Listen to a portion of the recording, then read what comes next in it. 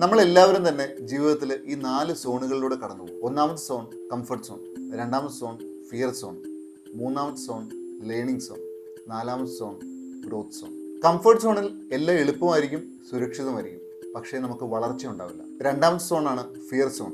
ഈ സോണിൽ നമുക്ക് പരിചയമില്ലാത്ത കാര്യങ്ങളായിരിക്കും നമ്മൾ ചെയ്യുക. അതുകൊണ്ട് തന്നെ പലപ്പോഴും നമ്മൾ എക്സ്ക്യൂസുകൾ കണ്ടെത്തും, നമുക്ക് ഭയം ഉണ്ടാവും. മറ്റുള്ളവരുടെ അഭിപ്രായങ്ങൾ നമ്മളെ ഒരുപാട് ഇൻഫ്ലുവൻസ് ചെയ്യും. അതുകൊണ്ട് തന്നെ നമുക്ക് ആത്മവിശ്വാസം കുറവായിരിക്കും. മൂന്നാമത്തെ സോണാണ് ലേണിംഗ് സോൺ.